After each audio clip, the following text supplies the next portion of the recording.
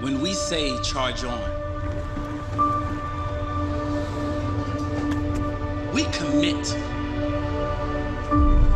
to do extraordinary things. It's a catalyst for action.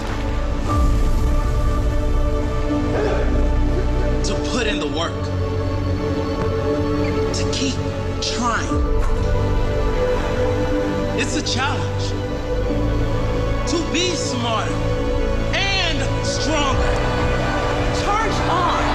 It drives us to be more. To get after it every day. It's time to rise above. To let them know we're coming. Charge on. Charge on.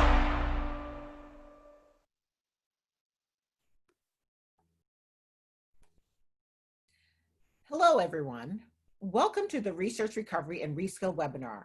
This is the 8th and final webinar in our summer series. Today, our topic of discussion is mentoring, enhancing yourself and your career. I'm Susan Vernon Devlin, Manager of Communications and Marketing for Rosen College of Hospitality Management, and I will be your moderator today. First, a bit of housekeeping. Attendees, we will not be using the chat feature or the raise your hand feature with this webinar. We will be using the Q&A feature, so please place your questions there throughout the presentation or just when you think of them. If your question is the same as another question that appears in the question and answer feature, we may not ask that question, but rest assured we will get to your question. Feel free to type your question at any point in time during the presentation so you don't forget. If you have a particular question that doesn't get answered during the webinar, we'll reach out to you afterwards and get your question answered. And now, without further ado, I would like to introduce to you Dr. Yu-Cheng Wang, Dean of Rosen College of Hospitality Management, to introduce our panelists today. Dr. Wang? Thank you, Susan. Good morning, everybody. Greetings from UCF Rosen College of Hospitality Management. Welcome to the 8th webinar series we offer during the summertime. As Susan just mentioned that, this is the 8th, also the last one during the summertime. But we'll continue with these activities and we'll continue to offer the similar seminars during the fall semester and beyond. So please stay tuned. I would like to also take this opportunity to thank our presenters in previous seminars who have done really a wonderful job in providing great information to the participants. At the same time, I also want to say a big thank you to our supporting team, especially our two Susans here, Susan Boucher and Susan Vernon Devlin, who provide all the logistics and scheduling support at the background. And also in particular, I would also like to highlight the contribution of David Sternberner and his group from the UCF Office of Instructional Resources to provide technological support to make these events great events, and thank you very much for your support. Please also understand that we want to be your resources, whether you are current students with UCF Rosen College or you are graduate of UCF. You can rely on us to answer some of your questions you might have, because that was really the intention of this series of seminars. So with that, I would like to take the opportunity to introduce our two speakers today, Jessica Wickey Bird and Carissa Baker, who will provide a strong closure to the series of webinars. So the floor is yours, ladies. Thank you, Dean Wang. Thank you. I'll go ahead and share my screen to get started.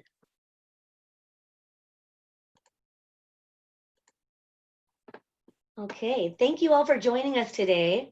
Let me know if you can see the screen, Dr. Baker. Does that look good? Welcome. We're very excited that you are here for our very last in the summer series of the Research Recovery and Reskill series. And we're really excited today to be talking to you about mentoring, something that Jessica and I find really, really important to our own lives. So take it away. All right, so we just want to start with a quick introduction. So I'm Dr. Carissa Baker. I actually started in the theme park industry. So I worked at Disney and Universal on both coasts, both in California as well as in Florida. And probably would have kept doing that, but I realized that I had a passion for teaching. And so I ended up going to school. I got my bachelor's degree at Chapman University, somewhat near Los Angeles, California, and then moved all the way over to Central Florida, of course, because of its great theme park connections. And I went to UCF for both my master's degree and my PhD, which I got in text and technology.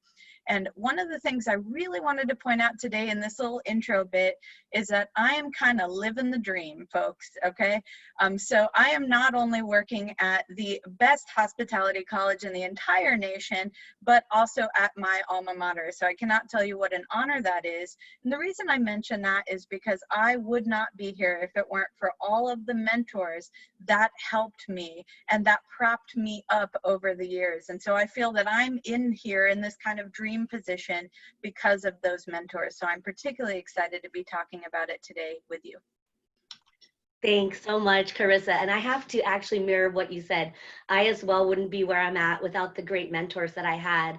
I had a little bit of a different career path where I worked over 20 years in the hospitality and tourism industry, working in lodging, events, entertainment, food and beverage, and training. And then I said, I also wanted to get into education. So I received my bachelor's from Florida Gulf Coast University.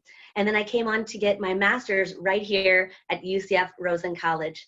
And currently I'm working on my doctorate at UCF in the College of Community and Innovation. So it's very exciting. I'm excited to talk to you guys today about mentoring, and I hope you will enjoy our presentation. All right, so just a quick look at our agenda. We're going to talk about the value of mentoring. We're going to look at some of the literature review. We're going to ask you to think about doing a SWOT analysis on yourself. And then we're going to talk about identifying a mentor, and then a couple of strategies that we think will help you, including multi-generational and cross-cultural mentoring communities, professional organizations, our own Rosen College Alumni Mentor Program, and then we're going to talk a little bit about what this is kind of like during COVID-19 and a little bit of further reading, and then our most exciting part, which is hopefully taking your awesome questions. So any of you who have ever been involved in a mentor-mentee kind of relationship can probably agree with us, speak to how very valuable that these relationships can be. So just taking a look at a couple of the reasons, from the mentee perspective, think about how you learn from experts who are in the field, who are doing the things that you strive to do. Think about the mentoring and the networking connection to that. So meeting other people, and they'll help you meet people.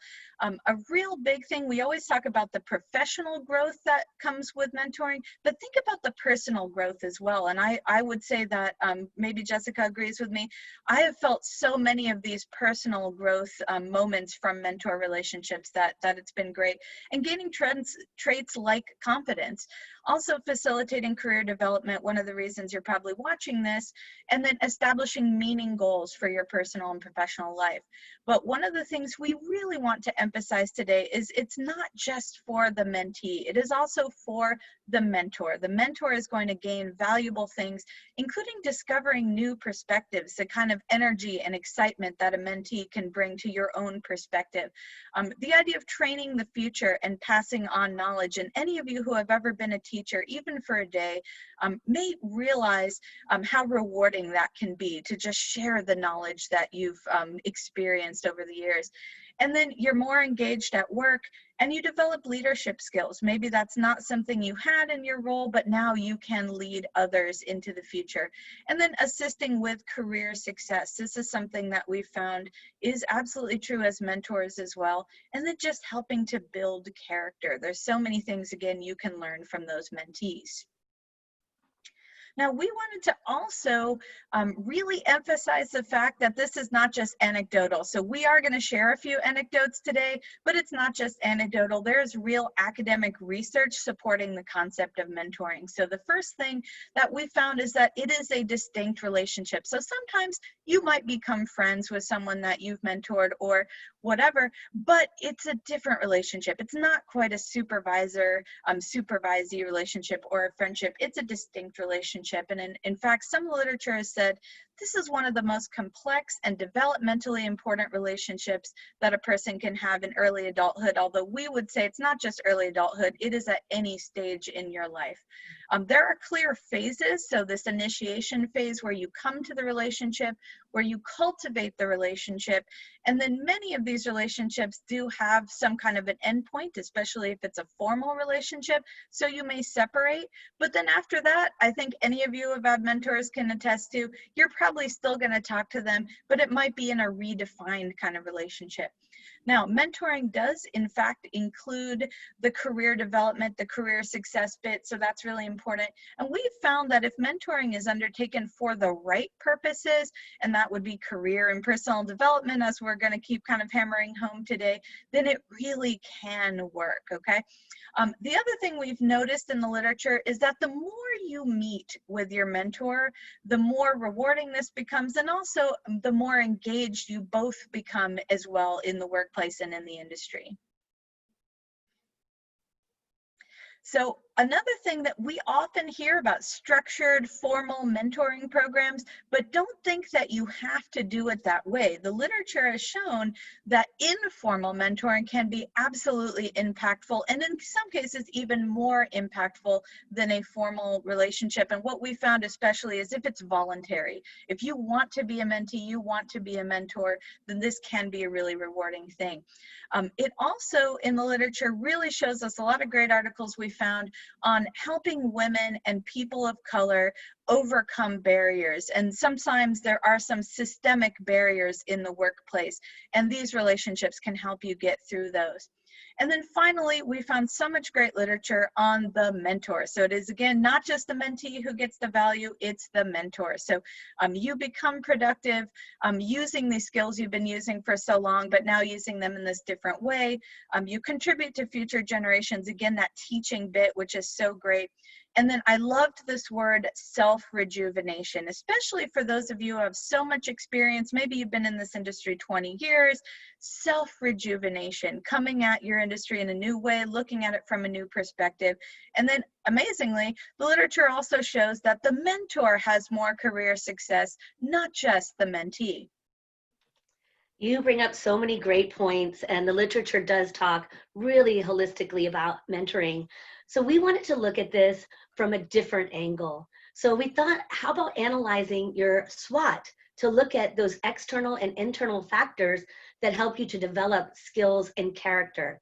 So when you're looking at your SWOT analysis, your strengths, your weaknesses, your opportunities, and your threats, you could have a mentor for every part of your analysis to help you to develop those skills and characters.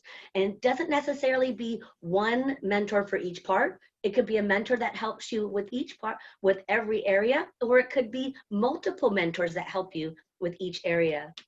When we look at your strength, this is an area that most people feel confident in this area. They feel like their strength is their best asset, and you might not need a mentor for that. However, I think you could always use a little bit of help. I'll give an example of, I thought I was a pretty good public speaker. I enjoy being in front of students and in front of groups. And I found a mentor that really helped me to hone into that and gave me some great advice that I use to this day. Do you have any examples of some strengths as well? Absolutely. I'm really glad you mentioned public speaking. So unlike you, I think you kind of had an idea that this could be a strength of yours. I'm an extreme introvert, okay? And I'll just relate a very quick story. I was at a leadership training seminar, and the facilitator made us stand in line based on our level of introversion or extroversion on that Myers-Briggs type indicator. And when they moved everyone around, they found that mine was the absolute most extreme. So I was the single most introverted person in this leadership class of 24 people, okay? So I will always remember that. So I don't think I would have known that public speaking would be any kind of strength of mine. So it took a really phenomenal mentor to find this hidden strength, okay? So she, I don't know if she guessed it or she intuited somehow that I could do this, but she not only encouraged me to do public speaking, she actually scheduled a public speaking engagement for me. And it wasn't just any engagement, it was a speech in the Netherlands. Okay, so it was at a university in another country, and she said, you're going to do this. And she really supported me, encouraged me, helped me to prepare, and I did great. And so now I do public speaking all the time. I'm still very introverted. That hasn't changed at all, but I feel so much more confident in this because of what my mentor did for me. What a great example of taking something that I thought was a strength that you used as well for your mentor to, you know, develop you. I love it. And I think that's great. And now I'm excited that we get to talk about this, something that a weakness part of the analysis might be the area that you think, okay, I definitely need a mentor. I can identify my weakness. I know I need help with this, but it actually becomes a little harder to get out of your shell, something that you feel you're not developed as much in. Do you have any examples for us on that, Carissa? Sure. You know, one of the things that I learned from one of my great mentors, actually a mentor from Rosen College, is he kind of showed me that not every part of your job is going to be comfortable. And I would say that is the same regardless of the industry that you're in. So that completely uncomfortable bit for me was engaging on social media. Okay, again, I'm an introvert, but I'm also quite a private person. I don't have a Facebook and things like that. But then one day in my inbox, I got a thing from LinkedIn saying, thank you for signing up for a LinkedIn account. Obviously not something I would have done myself, right? And then I find out who did it, which is my phenomenal mentor. And he said, yeah, you got to do this bit. Okay, this is the bit you got to do. So he helped me build my profile and do that. Well, now a couple of years later, I have more than 1,000 connections on LinkedIn and have built some very valuable relationships from the connections that I have formed on LinkedIn. So again, your mentor will help you develop your strengths, but also might help you figure out what those weaknesses or uncomfortable bits are. I love that example. That's a great example. And we have a lot of students who probably feel the same as you. They might be a little introverted. They're not really confident. So having a mentor to develop that weakness is great. You also have the external. So external environment and your opportunities mentor. This is a mentor that can help you to set goals, create timelines, to really help you to navigate the culture around you, to make sure that you're on the right path. An opportunities mentor can take what things that you might not see and help you to develop that, as well as your external threats mentor. This mentor could really to help you to identify areas that you might not see are threats in your own development, in your personal or professional career. So they'll help you to take advantage of those successes along the way, and they help you to know that knowledge is power, and that in your knowledgeable with your career goals and knowledgeable in your academic goals and your personal goals, and help you to identify those threats around you to be able to help move past those. So now we want to talk about identifying mentors. So this should be an organic relationship. As Carissa said, that should be voluntary. Sometimes you'll have a professional mentor relationship through an organization or through school, but there's also those relationships that can be organic and building. Someone that you're comfortable with, someone who's interested in you and your growth, someone that has a flexible mind, might be available and open-minded, a good listener, a definite perk. You want a thought partner that can be a quick check-in for frequent communications. You want somebody who will help you clarify your goals, give you clarity on tough decisions you're going to have to make throughout your career, and someone that can help to identify training or produce training with you to develop you into a leader. This mentor as well should help you to build your skills and characteristics. It should be able to give you constructive criticism, okay? That hard feedback that sometimes you don't want to hear and other people might not want to tell you. A good mentor is going to give you that feedback so that you can develop into a better leader. A good mentor is going to be selfless and help find opportunities for you. As Carissa stated, you know, her mentor went and signed her up for a public speaking in a different country. She found that opportunity to help develop her to being a great speaker that she is today. You know, a mentor will help you to mentor up and mentor down. That means that, you know, sometimes a mentor will be older than you or younger than you.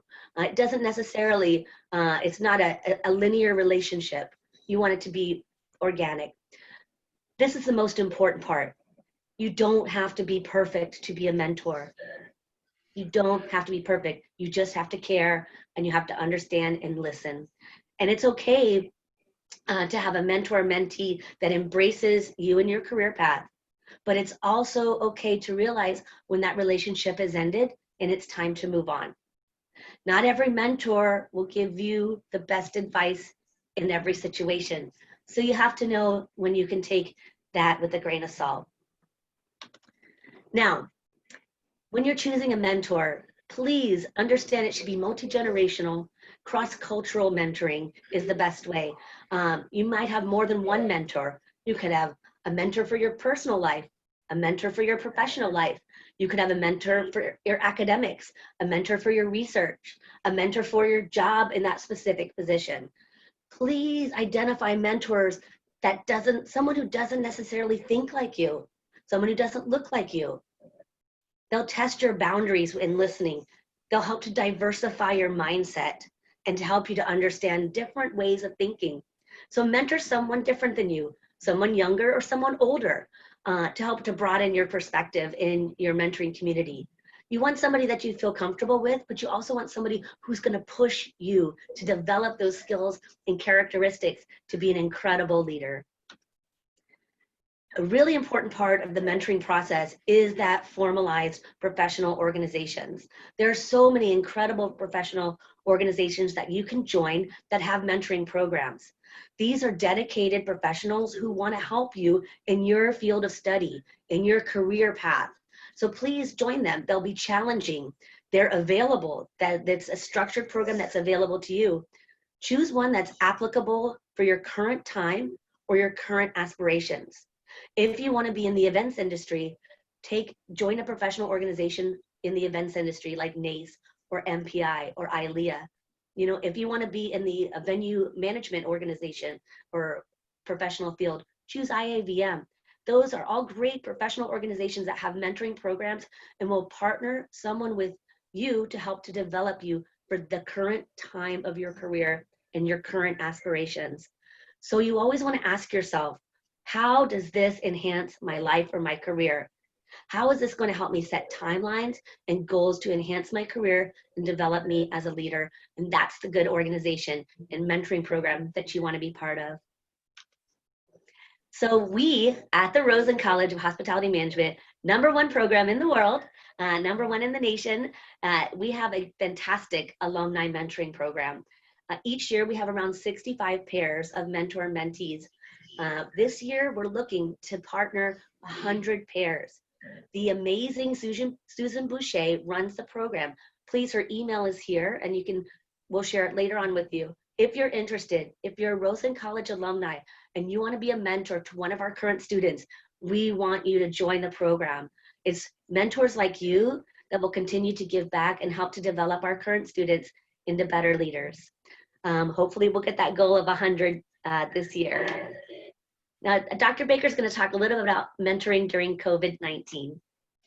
Right. So, you know, we are in an unprecedented situation right now. So I think we can all agree with that. Some of you may have lost your jobs. Some of you might be transitioning into other roles or even in other industries. And I know there's a lot of anxiety going on right now, right? Even maybe wondering about the future of our industry. But our industry will come back. It will come back strong. But in the meantime, what can you do? You can do things like this webinar right now, right? So webinar series. There is this great idea now that we're seeing all the time in businesses called reskilling, right? Upskilling, things like that. So this is a great opportunity right now. COVID-19, everyone is kind of going through the same anxiety. So what a great opportunity to be a mentor or to become a mentee of maybe somebody that you've respected in the industry, whatever it is. I would also suggest right now that an informal mentoring idea would be be good, okay? Not to say we shouldn't do formal mentoring, but informal mentoring might be really good right now as well. And two things I just really want to remind you is you have to be flexible, right? This is a time where we have to be flexible. So I wouldn't necessarily come up with, 10 hours a week or something like that. Just do something that you can both do effectively. And then two, just like we're doing right now, use video conferencing, okay? This is one of the greatest aspects of COVID-19's change of our industry, which is we can now reach out to a lot more people because we have this virtual technology that's allowing us to connect to people in other countries even, right? And then my awesome colleague Jessica said this, so I had to put this on there. She says, the grass is green where you water it. Spend time cultivating your life. So right now, it almost seems a little bit chaotic, right? We have a lot of things that maybe we can't change right now, but this is something you can change, right? You can water around you. You can cultivate and spend this time cultivating your personal and your professional goals.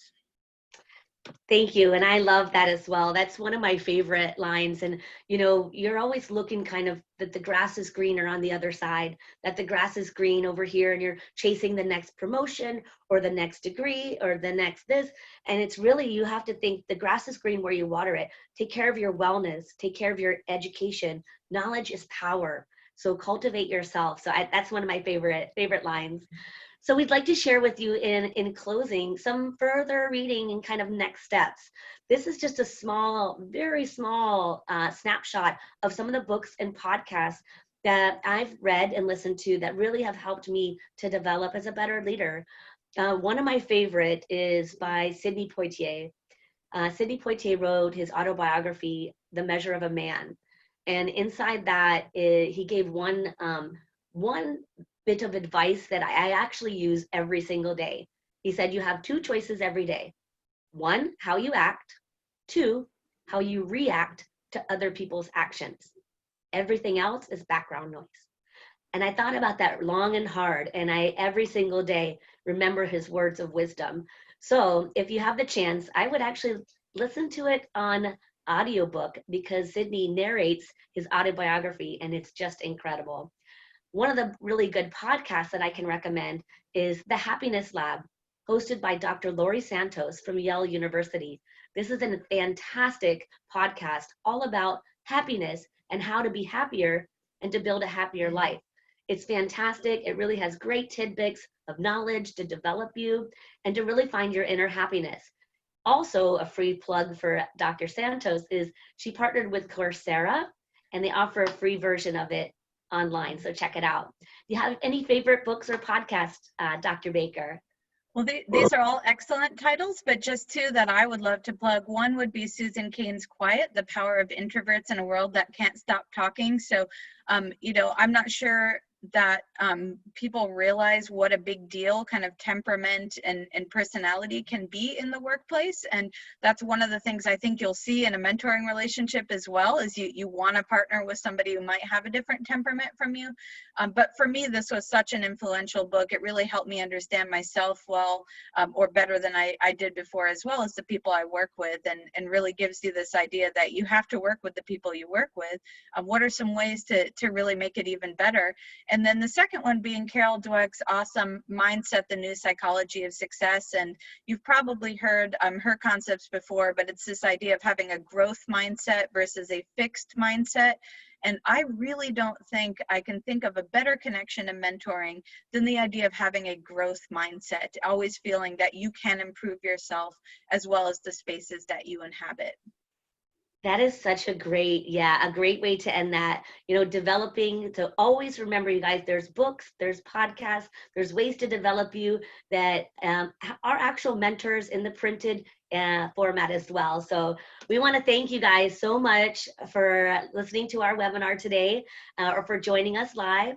If you would have any questions, or please, we'll stay for questions now, but follow us on LinkedIn. We're very active on LinkedIn. You can find us there. Give us a message or follow us on different posts. We can't wait to connect with all of you, and we want to thank you so much for taking the time to join us today. Well, thank you, Dr. Baker, and thank you, Ms. Wickey Bird. We'll get to the questions right now. We have a question from Catherine. She wants to know, in such a competitive industry environment now, being that the job market is really, really tight, how do we share our weaknesses without looking unqualified? What a great question. So, it is a very competitive market, but the beautiful thing about our industry and about in general is that you have a lot of transferable skills. So focus on those transferable skills and the skills that will help you to land that position. As far as your weakness goes, really help to find a mentor to identify that and to make that, turn that into a strength. So without knowing your possible weakness, I definitely say, look at what Dr. Baker had said. Her weakness was being an introvert and not wanting to use social media, wanting to be very private. But she took that and made that into a strength and now has a really advanced network and some opportunities that she wouldn't have had. So take that weakness and try and push that boundary to make it a strength. I agree with Jessica, and if I could just add one word, and I think it might have, maybe I should have had a slide with only this one word on it, and that is trust, okay? If you find a mentor you can trust and they can trust you and you have this mutual respect for one another, that's when you feel more comfortable. It's almost this safe space where you can share and say, you've probably been able to see my strengths because you took me on as a mentee, but I now need to share with you the thing I think maybe might be holding me back. Trust. Thank you. I have a question here. You kind of covered this, but maybe you can expand on it. Must a mentor always be older or more experienced? I'm thinking I might need someone with regard to new technology.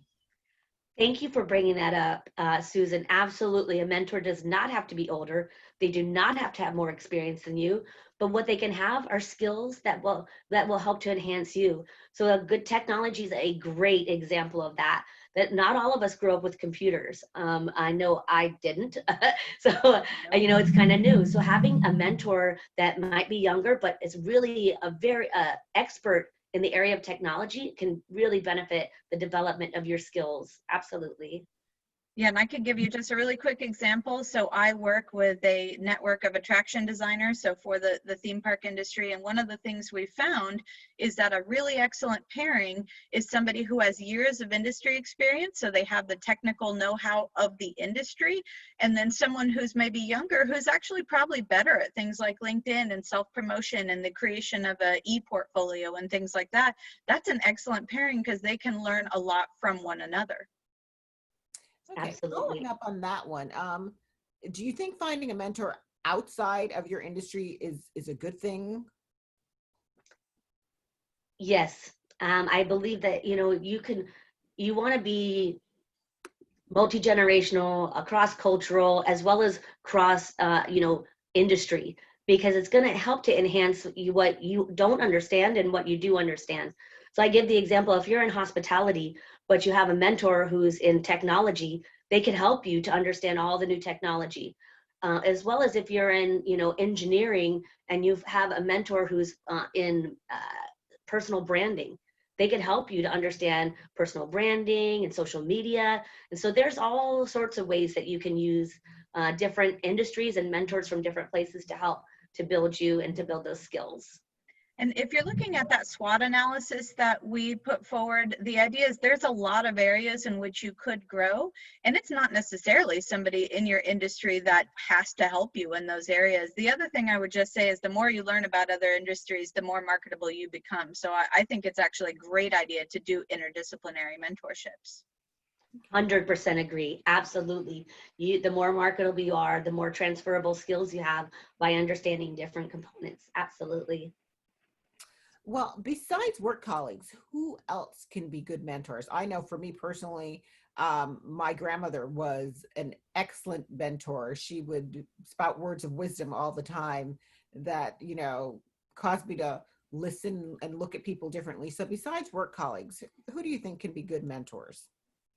I'm glad you brought that up. There's, your work colleagues, it could be your family and your friends. My grandmother also was an amazing mentor to me. It also could be people that you're involved with, professional organizations. So for network in your network, It could be somebody that you joined an organization with. It also could be someone as like your student. If you're a teacher, one of your students could be great mentors to you and mentees. Almost that flip relationship where you go back and forth, where you mentor each other. So it doesn't have to be someone that's just in your close network either.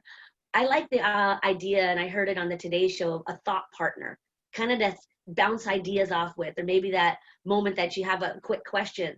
So you can have mentors that are developing you in a structured way, but also those thought partners that help you just to kind of hash out an idea and something that you're really thinking about. So it doesn't necessarily have to be just somebody in your work environment. No, and I'd say two more that I thought of when Jessica was talking. One would, of course, be professors and student services and things like that. It is amazing how much, especially at Rosen College, people continue to talk to these people that they knew sometimes years ago when they were in school. And then the other thing is don't not think about the idea of somebody mentoring you who's actually at the same level as you. So I can say when I was a doctoral student, there were many other doctoral students who I learned so much from, and we were all kind of on the same level. But again, when you're looking at it from that SWOT analysis perspective, you can go and find specific bits and have mentors for multiple things. We're not saying you need 100 mentors, but multiple mentors for different areas really can be very useful. Mm-hmm. With the pandemic, this question is, I'm reluctant to engage with a mentorship relationship. How can I get past this anxiety? Can you say that again, please? With the pandemic, this person is reluctant to engage with a mentorship relationship. How can they get past this anxiety? That's a great question. And you know, to be honest, everyone is feeling a little anxious during the pandemic, and you'd be surprised. So I would say take that step and just put yourself out there and ask. You know, if there's someone that you feel maybe that you look up to and that you want to start that relationship with, shoot them an email. You know, send one on LinkedIn or an email to them and just say, I would love to pick your brain. A great way, especially for young professionals and students, is to email someone and ask them to do an informational interview. This is a quick 30-minute interview that you can talk about their career path, what their challenges have been, and any suggestions. And that's a great way to start a partnership. And believe me, people want to help young professionals and students in their career. Now, if you're not a young professional or a student, you still can make those connections by just starting that conversation. And it doesn't have to be a structured, please, will you be my mentor? You know, it can be just, hey, I would love to, you know, pick your brain and learn more about your career path and how you got to where you were. And there's something, you know, that I've learned is that most people want to talk about themselves and want to help and spread that knowledge. That's me. But so I think that most people would be, you know, helpful in that situation. And if you're a little unsure or afraid to make that first step, this is where maybe a mentor, that a friend or family could help to give you that courage to do it. Yeah, have the courage. And also we'll just emphasize again that it doesn't need to be a formal mentorship, right? It can just be a couple of emails back and forth. You know, I want to pick your brain. How are you coping with this pandemic and, you know, its kind of effect on the industry? What can I do? Do you have any suggestions for me? And I have found, I'm sure Jessica will agree, that sometimes just that one sentence, what would you do? Do you have any advice for me? Will lead to maybe even more formal partnerships. Absolutely. And there's something I want to say to everybody right now, students, young professionals, you know, very seasoned professionals, anybody who's been affected by COVID, everyone has been affected. So in your resume, put down those opportunities. If you had a MIT opportunity or an internship opportunity that was rescinded due to COVID, stick that on your resume. If you were furloughed due to COVID, put that on your resume. Employers want to see that. And then put a section on what I've done during COVID to keep developing, like attending webinars such as this. Thank you, Jessica. Our final question for today is one about breaking up with your mentor, basically. When you outgrow a mentor, how can I gracefully move on? So this is a good one. I had a mentor that I knew it was time to move on. I was getting some advice that didn't really fit with my growth development in my own mind. And then you just say, you know, I appreciate your time, and I've learned so much from you. And you know, I'm you don't want to say move on necessarily, but you It's just not me, it's you. you know, you just kind of end the relationship. And whether that means that you say, okay, I no longer need to schedule any meetings together, or you just say, I'm kind of looking for a new mentoring. But it can also be just as organic as to say, look, you know, I'm looking for that next step, and then end the relationship. If you're in a relationship, that a mentor mentee relationship that is really gone a wire, then you have to just say, I appreciate your time and all the time you've given to me.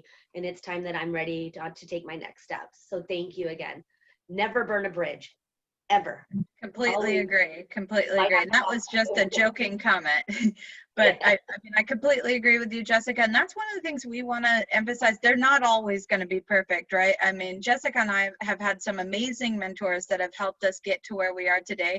But we've also had some that were just frankly not helpful or not engaged, or even could be rude. I mean, that could happen. So we're not saying it can't. I totally agree. Don't burn the bridge. Write a kind email. And if you want to, again, refer to this idea of you want to develop other strengths or other talents or other skills, and so there might be others who are more fit for that particular role in my life right now. Exactly. Yeah. Thank them, thank them, thank them, and then move on, you know, and move to the next one. And that might be where another mentor can help you to make that conversation or to write that email that says that. Yeah. Well, thank you so much. We appreciate your time today. That's all the time we have today for the webinar. To respond to your questions, please note that Rosen College has resources to enhance your career in the form of our advanced degree programs and also our graduate certificates. You can always register to take these classes online or take them in person, whatever works for you now, because I know some of you are staying at home, but all of you want to keep busy during this time. So there's more information on the screen, so take advantage of that information that you see there. As I stated earlier, this is our 8th and final Research Recovery and Reskill webinar for the summer. You can find all the webinars on the Rosen College YouTube channel and also on the Rosen College website. So please go back and review them if you've missed any of them. There were 8 of them, all great information sharing with you, all great information that you can use to enhance your career and reskill. So look for them at hospitality.ucf.edu, research-recovery and reskill. Also look for them on YouTube so that you can rewatch and learn something new if you didn't see all of them. Please watch for information about another webinar series that will be coming in the fall. As always, we here at Rosen College are working to educate the future and the current leaders of the hospitality industry. And through our diverse courses and programs, we are here for you. Thank you for joining us. Stay safe and healthy. Thank you.